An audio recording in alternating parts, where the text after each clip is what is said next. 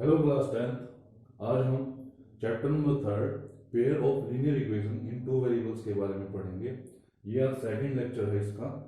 First lecture में हमने पढ़ा था एक्सरसाइज 3.1 के बारे में और कैसे किसी सिचुएशन को लीनियर पेयर में कन्वर्ट करते हैं। उसके बाद हमने पढ़ा था कि किसी भी लीनियर इक्वेशन की जो ग्राफिकल रिप्रेजेंटेशन होगी वो कैसी होगी। हमने सीखा था कि ग्राफिकल रिप्रेजेंटेशन हमेशा एक स्ट्रेट लाइन होगी, ठीक है। और अगर पेयर ऑफ इक्वेशन होगी तो दो स्ट्रेट लाइन आएगी। अब वो दो स्ट्रेट लाइन आपस में तीन तरीके से आ सकती है किसी एक कार्टेशियन प्लेन में। तो वो तीन तरीके क्या थे? या तो वो दोनों लाइंस आपस में इंटरसेक्ट करेंगी, या फिर वो दोनों लाइंस आपस में पैरेलल होंगी, या फिर वो दोनों लाइंस एक दूसरे के ऊपर मींस कोइंसाइड करेगी एक दूसरे के साथ, ठीक है। तो ये तीन तरह की रिप्रेजेंटेशन थी। तो अभी इन्हीं तीन तरह की रिप्रेजेंटेशन के ऊपर आपका एक नेक्स्ट टॉपिक है, वो है graphical method of solution of a linear equation in two variables. देखो, चार मेथड है किसी भी पेयर ऑफ लीनियर इक्वेशन को सोल्व करने के लिए, ठीक है। सोल्व करने का मतलब ये है कि आप किसी भी पेयर ऑफ लीनियर इक्वेशन से x और y की वैल्यू निकालो वहां से, ठीक है। तो यहां से फर्स्ट जो मेथड है वो है ग्राफिकल मेथड। उसके अंदर क्या है, मैं एक टेबल बना देता हूँ, उससे आपको थोड़ा क्लियर होगा। सपोज करो आपके पास दो इक्वेशन दे रखी है। एक दे रखी है a1x plus b1y plus c1 is equal to 0। एक इक्वेशन तो ये दे रखी है। और मान लो एक इक्वेशन दे रखी है a2x plus b2y plus c2 is equal to 0। ये दो इक्वेशन दे रखी है आपको। इन दोनों इक्वेशन की जो ग्राफिकल रिप्रेजेंटेशन होगी वो तीन टाइप की हो सकती है। अब वो कैसे चेक करेंगे वो देखते हैं। सपोज करो मैं एक टेबल बना रहा हूं यहाँ पे, ठीक है।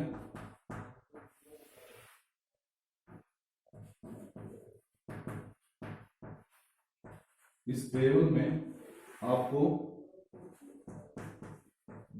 जैसे लास्ट वीडियो में हमने सोल्व करके देखा था कि कैसे किस तरह की रिप्रेजेंटेशन आएगी। इस टेबल के हेल्प से आपको कुछ भी सोल्व करने की जरूरत नहीं है। आप डायरेक्ट रेशियो को कंपेयर करवा के ये जो a1 a2 b1 b2 c1 c2 इनको आपस में कंपेयर करा के ना आप वहीं से बता सकते हो कि किस तरह की रिप्रेजेंटेशन आएगी, इंटरसेक्टिंग, पैरेलल या कोइंसाइड, ठीक है। वो आप देख के बता सकते हो।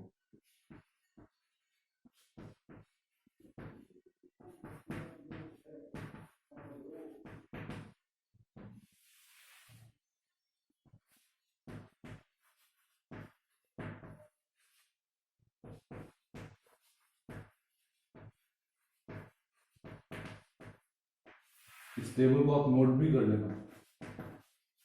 वैसे ये टेबल आपकी बुक में भी है।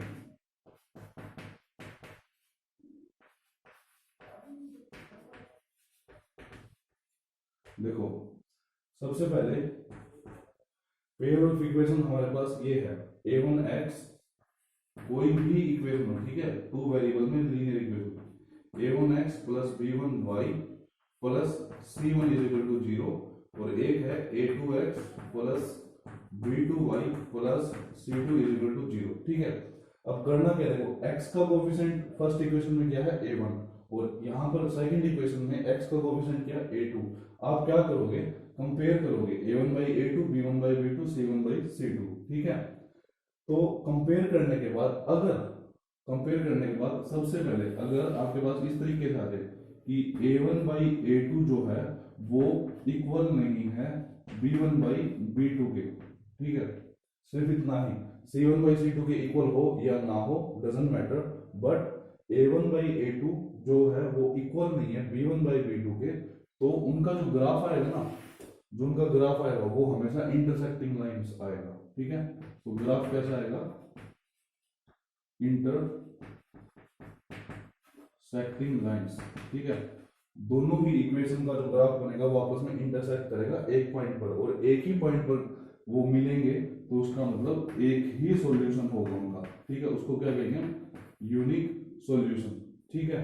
अगर आपने, ये तो था फर्स्ट पॉइंट, अगर आपने a1x plus b1y plus c1 is equal to 0 and a2x plus b2y plus c2 is equal to 0 के रेशियो कंपेयर किए, ठीक है। कंपेयर करने के बाद आपको क्या मिलता है कि a1 बाई a2 इक्वल है B1 बाई B2 के और इक्वल है C1 बाई C2 के। मीन्स तीनों रेशियो कंपेयर किए और तीनों ही इक्वल आ गए, तब क्या होगा, तब आपका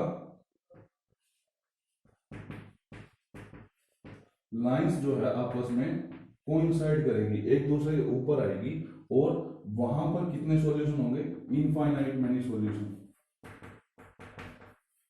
इनफाइनाइट मैनी सॉल्यूशन। ठीक है, जब लाइंस एक दूसरे के साथ कोइंसाइड करेगी तो इनफाइनाइट सॉल्यूशन। सॉल्यूशन का मतलब ही क्या है, जिस पॉइंट पर दोनों लाइंस आपस में मिलेगी वही पॉइंट आपका सॉल्यूशन होगा। सॉल्यूशन मतलब उस पॉइंट पर जो x और y के जो कोऑर्डिनेट्स होंगे ना, वही आपके सॉल्यूशन है। तो इसके अंदर भी जब कोइंसाइड करेगी तो जिस उस पूरी लाइन पे कहीं पे भी आप पॉइंट आउट करो वही आपका सॉल्यूशन होगा, और इंटरसेक्टिंग लाइंस में एक ही पॉइंट पर मिलेगी तो एक ही सॉल्यूशन होगा। अब थर्ड जो चीज है वो है कि आपने मान लो रेशियो को कंपेयर, यहाँ पे आपकी लीनियर इक्वेशन में टू वेरिएबल्स है पेयर, फिर रेशियो को कंपेयर करने के बाद अगर आपका रेशियो इस टाइप का है कि A1 बाई A2, ठीक है, वो इक्वल है B1 बाई B2 के, लेकिन इक्वल नहीं है C1 बाई C2 के। फर्स्ट A1 बाई A2 और B1 बाई B2 तो इक्वल है, लेकिन C1 बाई C2 के इक्वल नहीं है, तब क्या होगा, तब आपकी पैरेलल लाइंस आएंगी। ठीक है, वो जो दो लाइंस आएंगी ना आपस में पैरेलल आएंगी, और देखो अभी मैंने क्या कहा कि अगर टच करेंगे तो सॉल्यूशन होगा ना, अगर पैरेलल लाइन से तो टच ही नहीं करेंगे, टच नहीं करेंगे तो क्या हो जाएगा, नो सॉल्यूशन। ठीक है, उस कंडीशन में जो आपका पेयर ऑफ लीनियर इक्वेशन होगा उसका कोई सॉल्यूशन नहीं होगा। अब एक बात आप याद रखना, अगर आपका सॉल्यूशन आता है, चाहे वो एक आए चाहे इनफाइनाइट आए, अगर सॉल्यूशन आता है तो उस सिस्टम को हम क्या कहेंगे, कंसिस्टेंट, उसको हम कहेंगे consistent pair of linear equation. ठीक है, अगर सॉल्यूशन आता है तो कंसिस्टेंट, और अगर सॉल्यूशन नहीं आता है तो इसको क्या कहेंगे हम, इनकंसिस्टेंट। ठीक है, ये इंपॉर्टेंट पॉइंट है, इसके ऊपर क्वेश्चन भी आते हैं कि बताओ पेयर ऑफ लीनियर इक्वेशन को देख के ये कंसिस्टेंट है या इनकंसिस्टेंट है। तो आपने रेशियो कंपेयर करने हैं, रेशियो कंपेयर करने के बाद आपको पता लगेंगे कि सॉल्यूशन आएगा या नहीं आएगा। अगर सॉल्यूशन आता है, चाहे वो एक है चाहे इनफाइनाइट है, तो वो होगा कंसिस्टेंट, और अगर सॉल्यूशन नहीं आता मींस पैरेलल लाइंस आती है इस टाइप के रेशियो के बाद, तो वो सिस्टम क्या हो जाएगा, inconsistent pair of linear equation. ठीक है, अब हम करते हैं एग्जांपल नंबर 4, वहां से आपको क्लियर होगा कि किस टाइप से होगा ये सब। ठीक है,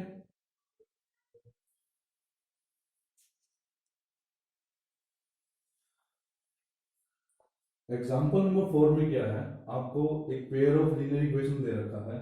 एक इक्वेशन है x plus 3y is equal to 6, और एक इक्वेशन है 2x minus 3y is equal to 12। ठीक है, इस पेयर को देख के आपने ये बताना है कि पहले तो ग्राफिकली चेक करके बताओ कि ये जो पेयर ऑफ लीनियर इक्वेशन है ये कंसिस्टेंट है या इनकंसिस्टेंट है, पहले तो ये बताना है। अगर कंसिस्टेंट है तो फिर ग्राफिकली उसका सॉल्यूशन भी बताओ, आपको ये क्वेश्चन दिया हुआ है। तो देखो हम कंसिस्टेंट है या इनकंसिस्टेंट है वो कैसे चेक करेंगे, A1 by A2, B1 by B2 and C1 by C2 को रेशियो कंपेयर करके।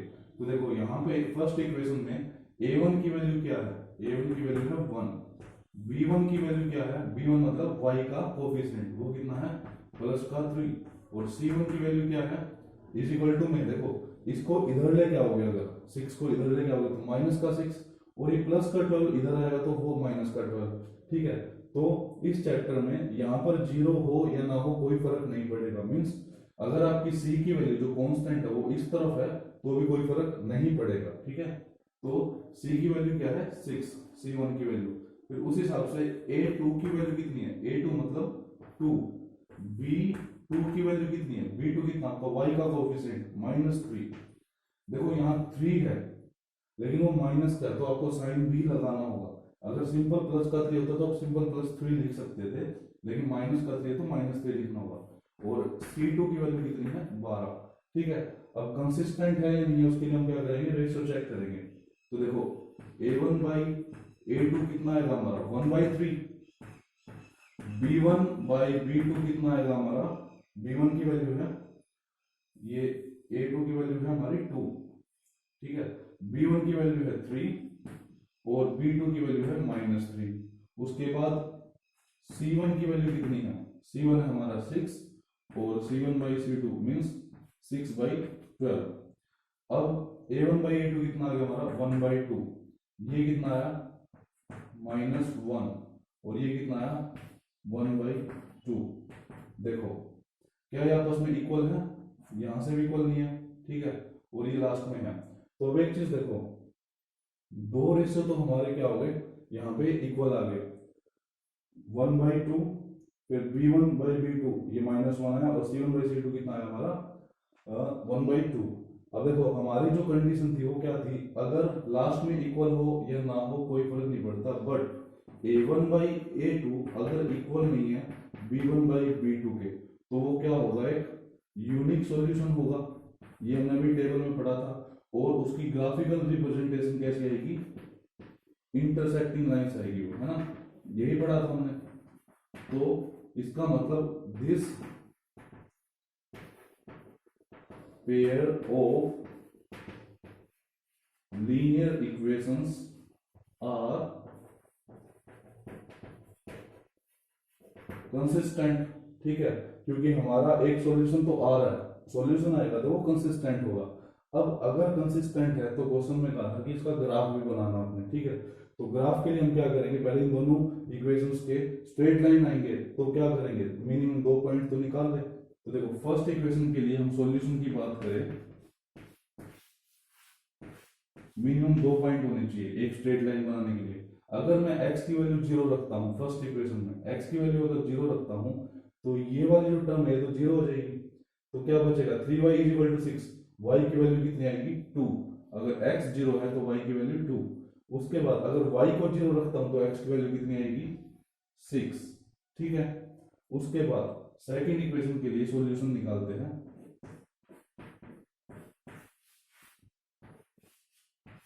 ये मिनिमम 2 निकाल लेंगे। अगर हम x की वैल्यू 0 लेते हैं, x की वैल्यू अगर 0 लेंगे तो -3y = 12, तो y की वैल्यू आएगी -4। अगर हम y की वैल्यू 0 लेते हैं तो x की वैल्यू कितनी आएगी, 2x = 12, x की वैल्यू आएगी 6, ठीक है। देखो दो सॉल्यूशन यहां से आ गए, दो यहां से आ गए। अब क्या करेंगे, इन पॉइंट्स को इस ग्राफ पे हम रिप्रेजेंट करेंगे। तो सबसे पहले x की वैल्यू तो 0 और y की वैल्यू 2, x की वैल्यू 0, y की वैल्यू 2, वो तो इसी पॉइंट पर होंगे। इनको नाम भी दे देते हैं A, B, C and D। तो इस पॉइंट पर ये आपका पॉइंट नंबर A है, जिसके कोऑर्डिनेट्स क्या है 0, 2। उसके बाद B के लिए क्या है, x की वैल्यू तो 6, y की वैल्यू 0, तो यही पॉइंट आएगा। तो ये इस पॉइंट का क्या नाम आ गया B, जिसके कोऑर्डिनेट्स है 6, 0। उसके बाद C पॉइंट के लिए x की वैल्यू 0, y की वैल्यू -4, वो तो यहां पर होगा। तो ये पॉइंट आपका C, जिसके कोऑर्डिनेट्स क्या है 0, -4। उसके बाद D के लिए देखो x की वैल्यू 6, y की वैल्यू 0, यही पॉइंट होगा। तो D कोऑर्डिनेट्स क्या आ गए इसके 6, 0। अब करना क्या है, A और B को मिला दो। तो A और B को मिलाएंगे तो ये एक स्ट्रेट लाइन आएगी, और C और D को मिलाएंगे तो ये एक स्ट्रेट लाइन आएगी। अब देखो हमको पता था कि दोनों लाइंस एक दूसरे को इंटरसेक्ट करेंगे एक पॉइंट पर, तो वो पॉइंट कौन सा है, वो पॉइंट है ये जो B के ऊपर है या D के ऊपर है, कॉमन है। तो जिस भी पॉइंट पर वो आपस में इंटरसेक्ट कर रहे हैं वही आपका सॉल्यूशन है। तो सॉल्यूशन आपका क्या हो जाएगा, x की वैल्यू तो 6 है और y की वैल्यू 0, ये आपका आंसर आ गया, ठीक है। ग्राफिकल मेथड ये था, किसी भी लीनियर पेयर का, लीनियर इक्वेशन का पेयर है उसको ग्राफिकल मेथड से कैसे सोल्व करेंगे, उसका मेथड ये था। पहले आप रेशियो को कंपेयर करो, ठीक है, वहां से आपको पता लगेगा कि लाइन की जो रिप्रेजेंटेशन है वो कैसे आएगी, इंटरसेक्टिंग, पैरेलल या फिर कोइंसाइड, 3 टाइप की होती है। वहां से रेशियो ये कंपेयर करने के बाद आपको रिप्रेजेंटेशन पता लगी, रिप्रेजेंटेशन पता लगने के बाद उसका ग्राफ बनाओगे, वहां से आपको सॉल्यूशन मिलेगा। अगर सपोज करो कि आपको यहीं से पता लग गया रेशियो कंपेयर करने से कि वो पैरेलल्स आएंगी, तो उसका सॉल्यूशन ही पूछे अगर, तो आप सिंपल लिख सकते हो, because the ratio showing that lines will be parallel, so there is no solution for x and y। आप सिंपल ये भी लिख सकते हो। और अगर ग्राफ बनाना ही है तो आप उसका ग्राफ भी बना सकते हो। ठीक है, तो अब आपको करना क्या है, एक्सरसाइज 3.2 करनी है। अगर आपको उसमें कोई भी डाउट हो तो आप वो भी पूछ सकते हो, और एक्सरसाइज 3.1 जो कल हुई थी उसमें भी कोई डाउट है तो आप पूछ सकते हो। ठीक है, इन सभी पॉइंट्स को जो आज टेबल बनाई थी वो फर्स्ट पार्ट में, तो उसको भी आप नोट डाउन करो, उसको बहुत याद रखना, क्योंकि वो टेबल ही आपको याद रखोगे तो आपको काफी हेल्प मिलेगी किसी भी क्वेश्चन को जल्दी सोल्व करने के लिए। ठीक है, थैंक यू।